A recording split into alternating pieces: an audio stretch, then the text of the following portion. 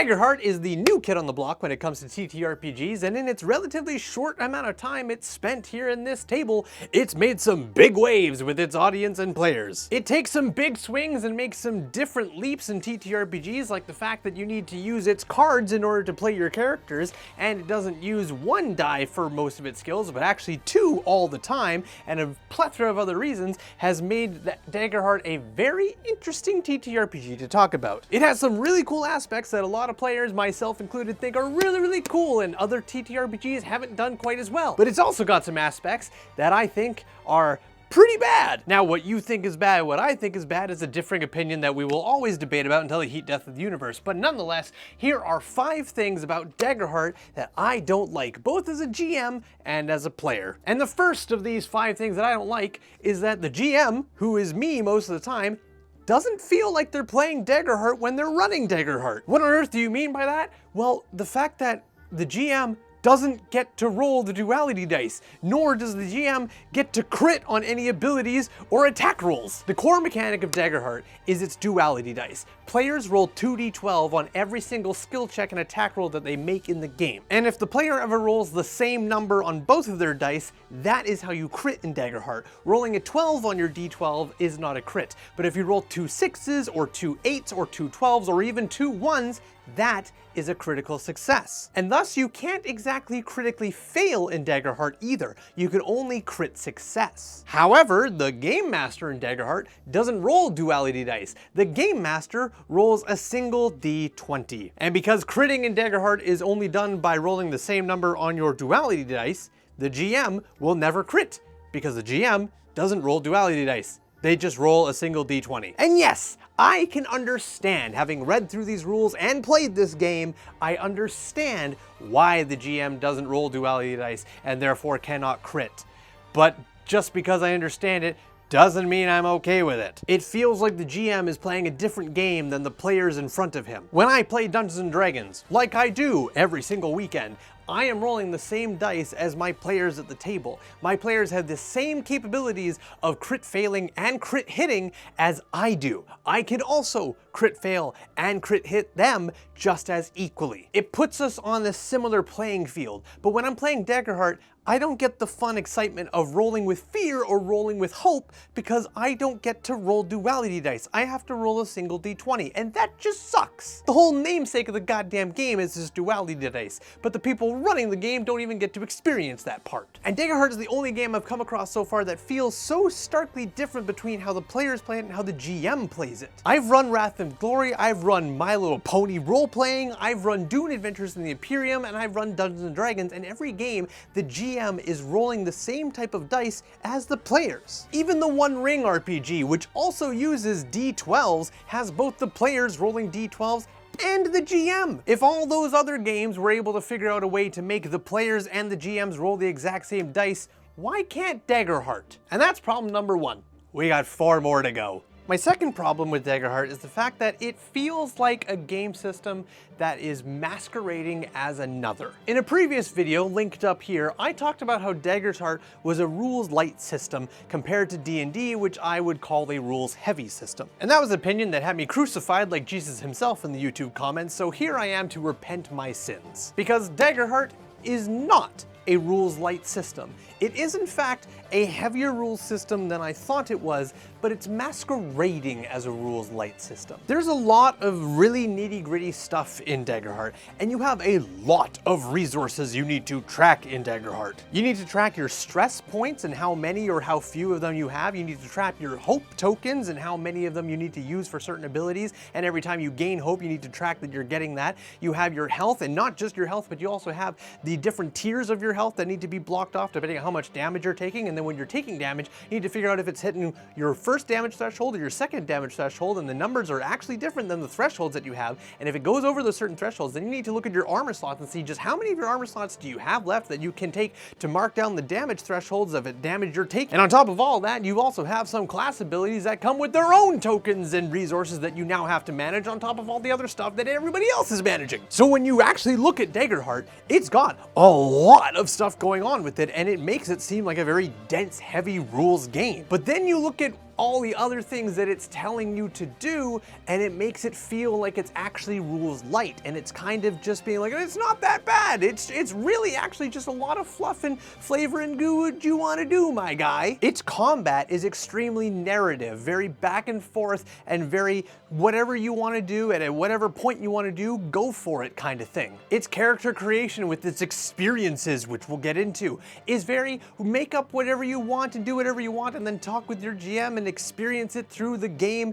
and figure out how it affects your character with actual stats. It's a game that actually does have a very dense amount of rules, especially with its card system as well, that you have to keep track of with your character sheet, but it doesn't want you to look at it that way. It wants you to look at it with the idea of it's actually very fluffy and very vibes based for its rules. And because of this weird dichotomy between the two of them, it ends up coming across a little bit of a mixed bag. And it's actually some of these weirder rules that I have more problems with that we're going to be seeing later on in this video. And one of those is something I've already lightly touched upon, but it deserves its own category, because that's its damage thresholds and armor. You see, in Dungeons & Dragons, when you take damage, the damage that your GM tells you you are taking is the actual number you are then reducing from your health. And this is the way it works in most TTRPGs and the vast majority of video games that most people are coming to TTRPGs from.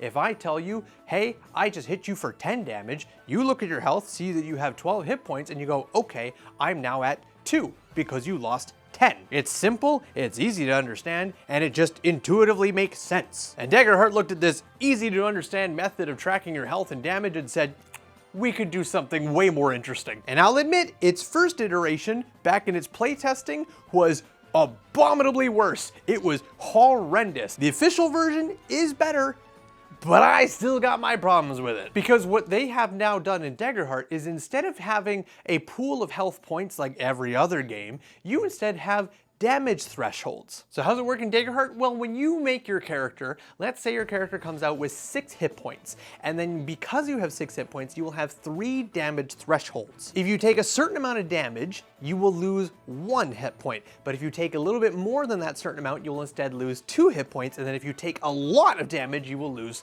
3 hit points. And the amount of health you lose is dependent on whether the damage you are taking meets or exceeds those damage thresholds. So let's say my damage thresholds are 8 and 16. If I take less than 8 damage from something, I will lose 1 point of health. But if I take 8 or more damage, I will lose 2 more health. But if I take 16 or more damage, I will lose 3 health. So if a target swings at me and it does 10 damage, like I mentioned before, I now have to look at my health, and if I decide to do nothing, because it goes over my first threshold of 8, I will lose 2 hit points. But I could also spend an armor slot to reduce the severity of damage I'm taking by 1 threshold. So if I have 2 armor slots available when I'm taking that 10 health, I would lose 2 hit points because it would go over my first threshold of damage. But I can instead break one of my armor slots and reduce it from taking 2 damage to now only taking 1 damage. And yes, maybe that seems simple enough, but this only gets more and more bloated the later on you go for levels. And it's also just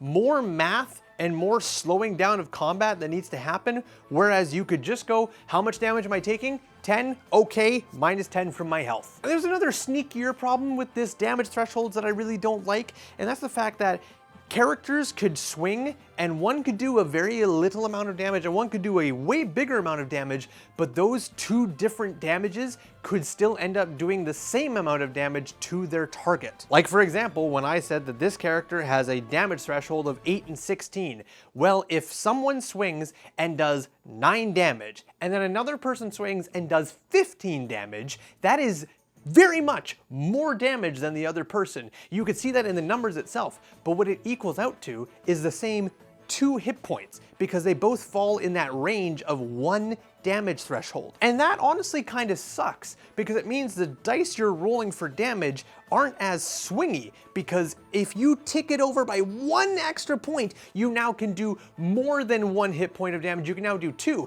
But if you get into that point now and you have 6 other hit points, you could roll a whole other d6 and it doesn't matter.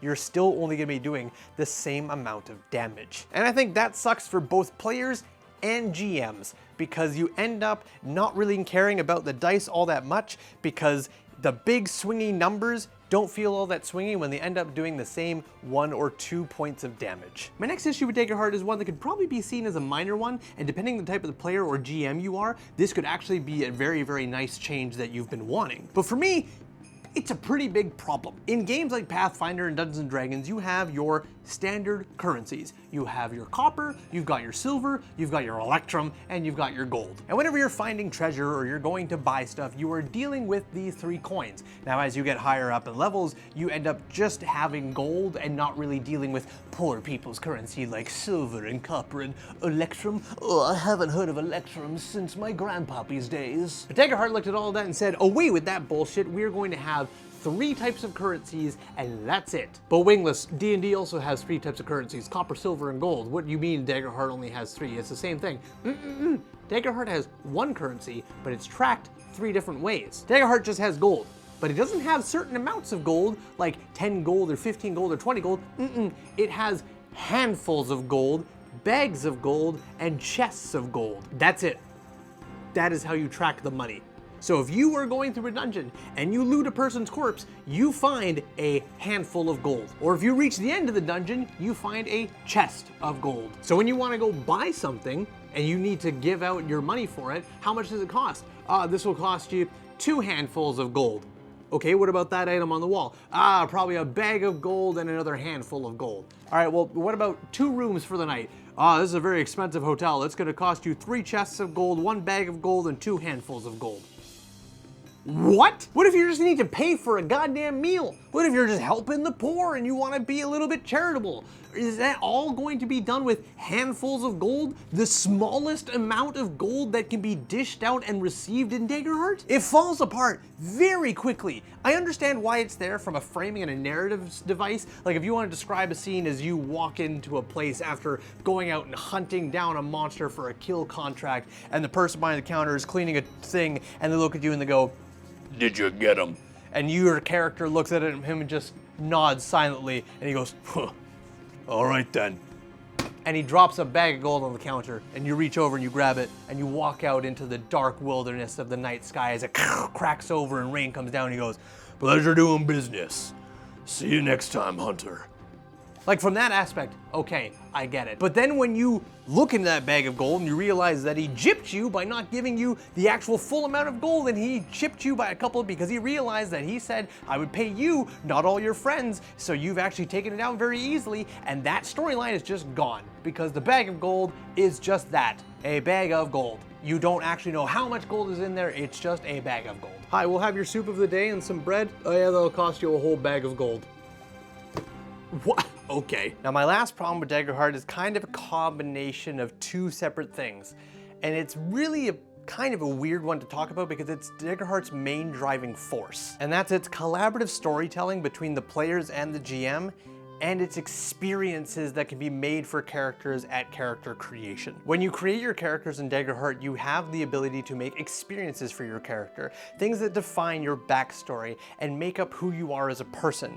And these experiences not only help with roleplay, but they can also be used in the actual game system. Whenever you're in an instance that you feel like your experiences as a person can help you in this instance, you can spend one of your hope to effectively give yourself a boost to the role you're about to make. And on the surface, I wouldn't have a problem with that, but the fact that the way you get these experiences is where it starts to falter for me. Because you can make your experiences, quite literally, whatever the hell you want. And this falls back on the problem I was mentioning earlier, where Daggerheart is actually a heavier rules game parading as a rules light system. So if I give my character the experience Sticky Fingers, which I can because I can make my experience whatever the hell I want, then anytime I'm in a situation where I could maybe pickpocket somebody, wow. If I'm in an instance where I can pickpocket somebody and I tell my GM, hey, I'm going to pickpocket this person, and because of my experience Sticky Fingers, I have a bonus to this roll. And that is totally allowed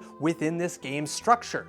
And I think the ability to make your experience whatever you want leads to the ability to abuse it and make a very, very broad experience. Like if I make my experience strong, then anytime I want, I can pull from my experience as strong and give myself a bonus to my roll. GM, I'd like to lift this box, and it's pretty heavy. Don't worry, I got the experience strong. I'm gonna spend a hope and lift it even better now. GM, I'm going to knock the rock golem onto its ass with just my fists. Don't worry, I have the experience strong. I can do this with an extra bonus. GM, I'm going to walk across the lava pit. Yes, I know it's quite hot, but nah, I'm built different. I have the experience strong. I have a bonus to this. Now let me roll, please. Now, if that's fun for you and that's awesome for your group, then fucking have at her. But for me, I think it's a little bit breaking. And the only thing really tying down the ability to use these kinds of broad experiences if you gave your characters that all the time is the fact that you need to spend hope in order to use your experience.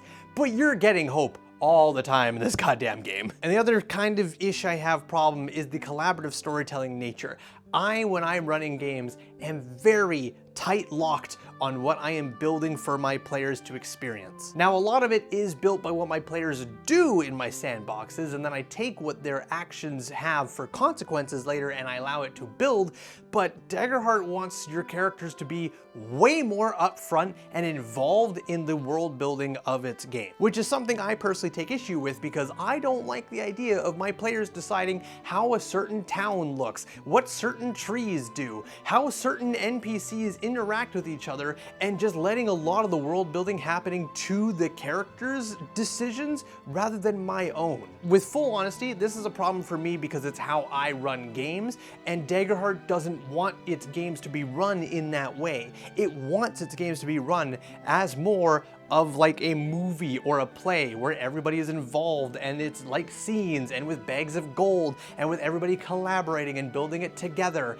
And that's just not the type of games that I run. So for me, those two systems aren't really things that I enjoy about Daggerheart, and that's why they're in this video. And as a bonus problem, which ties into everything I've kind of been talking about, it's the Spotlight Initiative system. For the right group and the right GM, I think the Spotlight Initiative system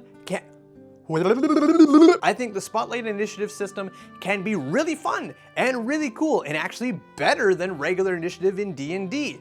But you need the right group and the right GM to make that happen. But if you think I'm way too hard on this game and I'm just a hater for hater's sake, you couldn't be further from the truth because I actually love a lot of systems about Daggerheart. So much so that I made a whole other video that you can watch right here where I glaze the shit out of Daggerheart and talk about all the wonderful things about this game that I actually really enjoy. Which at first seems surprising, but if you've noticed, I'm not holding a book. I'm holding a box, because what you get with Daggerheart is not just the core rulebook, you also get all of the cards that you need for running your character.